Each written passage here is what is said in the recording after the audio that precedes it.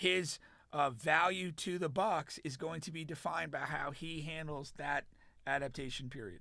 And if he comes through that, picks up hitting shots, starts to be a guy that maybe rebounds and does a few other things, that helps teams win, kind of like he did for the Lakers back in the day. This would be a great trade for them. Yeah. I think it's a good move for the Bucks. I think it sucks for Chris Middleton to go to Washington, and then also Washington front office came out today, just a couple of hours ago, and said that their plan is to keep Middleton, because a lot of people were thinking that they were going to buy him out, and then he'll be a buyout candidate for a title contending team. Yeah. But they're saying their plan is to keep him and get him with their bunch and whatever. That's awful. I like Fox a lot. He's a dynamic player. He's a clutch player. He's kind of in that nice prime part of his career to come along with Wemby. They have a couple other young pieces. They got Chris Paul. I think that that this is a good move. Kuzma, the Milwaukee Bucks and the Washington Wizards make a trade. This is the deal that needs to be dissected. Now, I'm wondering what do you feel about this? Because Chris Middleton goes to Washington and Kuzma goes to Milwaukee, and of course you have some spare parts to go along with that. But you have Kuzma, who has been who people may forget, but he does have a championship. He does. But then he goes to Washington for several years into the abyss and is the worst team in the league. Yeah. And not only that, this year he has really struggled, but maybe it's because he's on a bad team. He just doesn't give a damn. But he's shooting like 20-something% from three, 14, 15 a game. He's not rebounding like he used to. So I don't know. Yeah, the way I look at this is Milwaukee gets younger and more available, because Middleton's been just hurt the last couple years too much. They don't have a big three. They have two guys and an injured guy. And right now, I'm not saying that Kuzma steps in and becomes part of a big three, but he's a younger guy, and he's been, over the last couple years, a healthier person. So, you get a chance to have a value by availability. Now, I do think he should also become more efficient with the Bucks, because they have other guys that do the heavy lifting, and he should get higher shot quality by playing with those guys. If he goes to this team though and continues to shoot like crap, now we've got to look at him in the lens of like a Ben Simmons or something, where you're just mentally broken. And you may not ever be a functional player. Right, again. but for a different reason. Yeah. But how is it that easy to switch it on? Like, I'm sure he's been switched off for 2 years. Like, whatever, I'm just going to go out there and go with the motions. And then all of a sudden you're on a title contending team in a blink of an eye. Like, how? Yeah. I mean, I wonder how difficult of a transition that would be. Don't underestimate it, for sure. I think, you're going to come to that situation. Like, emotionally, it's going to be a lift. He's like, hey, I'm on a good team now. Let me go do my thing. And I think you could easily see maybe the first couple games go kind of nice, because he's just excited. He's going to go play hard. And you're like that new kid in the class. You want to learn everything, and you're fully engaged. But there will be, even after the first couple games, there will be a genuine adaptation period where it won't come as easy. He's going to have to deal with maybe some of the bad habits he's developed. He's going to have to deal with the constraints of whatever role the Bucks have for him, and then adapting to that. Yeah. We may not see it immediately. It might be 10 days, 2 weeks down the road, but there'll be a stretch of games. And his value to the Bucks is going to be defined by how he handles that adaptation period. And if he comes through that, picks up hitting shots, starts to be a guy that maybe rebounds and does a few other things, that helps teams win, kind of like he did for the Lakers back in the day, this would be a great trade for them. Yeah. I think it's a good move for the Bucks. I think it sucks for Chris Middleton to go to Washington, and then also Washington front office came out today, just a couple of hours ago, and said that their plan is to keep Middleton, because a lot of people were thinking that they were going to buy him out, and then he'll be a buyout candidate for a title contending team. Yeah. But they're saying their plan is to keep him and get him with their bunch and whatever. That's awful. I mean, that's tough, because when you're talking about trading a guy who helped you win a championship, okay, who was really good at that time. I understand that he's, often injured now, but damn, like, do you have to send him to Washington of all places, the absolute worst team in the league? He has to feel some type of way. He has to. Oh yeah. And then that team, owns the rights to you. Like, you can't force your way out, unless you're gonna pull a Jimmy. But yeah, when has Chris Middleton ever, been known to do anything like that? Jimmy, I don't know. Yeah, I mean it definitely sucks, but I mean it's kind of what we could talk about with the Luka trade when we get there. It's like the teams are not necessarily as powerless as maybe we grew to feel, and if you're not performing, they're going to move on, and they're not going to be too worried about what happens to you. And unfortunately, Middleton's been in this this situation where he's a very good player for the team for a long time, and now he's not a reliable option. So, well, out you go. But I mean, think about it. Let's not be hypocritical. Like, we run some men's league teams. If a guy's not helping us, we don't have much compunction about watching him go out the door.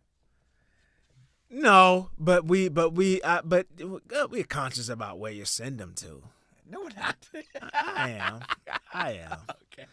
Yeah, I wouldn't want to just send him to the abyss. Like, not a guy who has, like, at least been a good guy and has helped out and helped winning like Chris Middleton did. Yeah. But hey, maybe his agency can convince them to buy him out. But that'll be the best case scenario because you still get your money. Yeah. And then you get to go to a team like the Lakers could use him. A lot of teams could use Chris. Sure. And then especially if you're a buyout candidate, you get your money. Then you can be signed for like a vet minimum. Yeah, you can be signed on the cheap. And who wouldn't like take a flyer on him if you're a contending team that can use somebody of that? Like, yeah. And then if he gets hurt, it's like, so what? So what? No, seriously. Now on the other side here, you got the Do you have any takeaway from Zach LaVine going to no Sacramento? Like, that's a non-impact type of move. Yeah, zero impact. Yeah. I don't even know who the Bulls got out of that. I forgot. But like you said, I agree with that non-impact move. And then we talked about before the move happened, with the San Antonio Spurs getting Fox, yeah, that's what happened. That's the trade. I'm talking about it. No. Well, he was a part of the trade. So Fox goes to San Antonio. Right. What kind of impact do you think that'll make? They did make the move. We were talking about should they make it or should they wait for another star? Then we kind of went through the names like, I'm okay with the move. I think it definitely lifts them up quite a bit. And I think they can make a bit of a run to get into at least the play-in situation. I'll be surprised if they don't get at least into the play-in with this move. But I like Fox a lot. He's a dynamic player. He's a clutch player. He's kind of in that nice prime part of his career to come along with Wemby. They have a couple other young pieces. They got Chris Paul. I think that that this is a good move. They should be able to attract other players, particularly before they have to extend Wemby. And and it should become a desirable place to play. But I think you're building a good, solid team with solid people. And I look at that as you're kind of going with like the Celtics model, with the OKC model, where you're just kind of, and I know it's a trade to get Fox, but he's an easy add guy. Yeah. He's not the same player, but like with Drew Holiday, like he could just go anywhere and add to a team's value. And they're not the same player, but I expect a good transition from Fox to this San Antonio team. Yeah, I definitely agree. I mean, he's a hell of a player. And like we said, he targeted the Spurs. That was his wish list, of course, because Wemby is over there. And Fox is a type of guard that can really benefit from having Wemby behind him. So he's already a guy that competes on the perimeter defensively. But when you have like a Wemby behind you instead of Sabonis, like that fucking matters. And I love the notion of like a prime guy fighting to go play with a young guy. Yeah.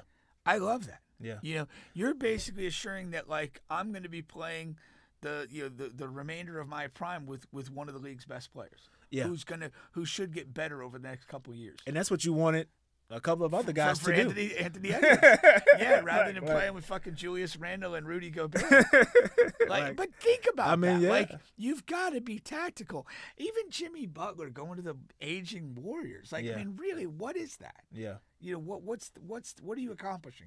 Well, he You're wanted to getting go your to team- Phoenix, but still, that's the same thing. It's Same's like a an bunch of aging old Phoenix. fucking dudes. Yeah. You know, that's the thing. Like, you're going to these unbalanced rosters with guys who are already making, max money. Yeah. There's no room to do anything. No. You know, you could look at a star on a rookie deal like we do football. Yeah. Where you have a chance to kind of maybe make a few moves or take on some contracts that if you're making if they're the right players, you can gain a competitive advantage there before you have to pay your absolute star. Yeah. Now, once again, I'll ask but I want a more direct answer from you. Okay. So, you're thinking San Antonio can make a push. We know Dallas is going to be a good team. So, who's coming out of this thing is the thing. Well, run the So, teams again. okay, all right. So, I'll start from 4. Denver's at 4, Lakers at 5, Clippers at 6, Minnesota at 7, Sacramento at 8. I'm concerned. I think Sacramento's going to drop. Okay. I could see Minnesota dropping, although I think they've played a little bit better of late. Mm-hmm. And I could see the Clippers being more of a D. I don't think the Clippers fall all the way to 11, but I could see them ending up in like the 9 or 10 spot if these other teams' moves work. Yeah. The thing with the Clippers is James Harden is a regular season like savant. Yeah. I mean, if you get him in a play-in situation that's close to the playoffs, so you have a chance. You know what I mean? So, like you said, yeah, if they drop to the play-in, they can automatically drop out. They still have a situation where how many games is Kawhi going to play the rest of the way? I mean, there's some things. I mean, Norman Powell's been really good, and they've again, I hate to admit it because I don't like him, but I mean, Ty Lue's done a pretty good job. I mean, particularly given that team with the situation has continued to transition under his watch, but the level of play hasn't cratered. That's no. You got to give a guy credit for that. A couple years ago, you're based around injured Kawhi and Paul George, and you go through a Wessel Westbrook phase, and now you've got James Harden. It's like, and now you're kind of he's your main guy who's healthy all the time, and you just keep finding ways for that team to compete and win night in and night out. Yeah, for sure. Yeah, I agree. I think Sacramento is a team that you look at, and then I mean, really, that's one team, and then like I said. That's one team that we know for sure is probably going to come out. The rest is really questionable. But then you got Golden State, Dallas, and San Antonio. I know Phoenix is in there, but they haven't really made a significant move yet. So like I said again, Golden State, Dallas, San Antonio. Who's going to look to get in there now? This is something that is surprising. Well, what is the blanket of games amongst those teams? San Antonio's 12. You're saying? Yes. And so what is them to get to, like, what is this, how many games back from there, from 6 or from 7? From 6, San Antonio is 17 to 18 to 12 basically. So, what is 6? Right? 18 to 12. 18 18, 6 games. 6 games. Okay. 6 games. Okay, you know what I'm saying? So 6 yeah, games back. So 6 games back. Yeah. And then that's kind of significant. 7, 5 games back. Yeah, I mean that's a bit of a reach, Yeah. But just from 8, now you're at the 3.5, right? Yeah. So that's you want it. That's you're targeting the play in. You said it. You said it right the first time. Yeah. You got to get in the play in, yeah, and then see what happens for San Antonio.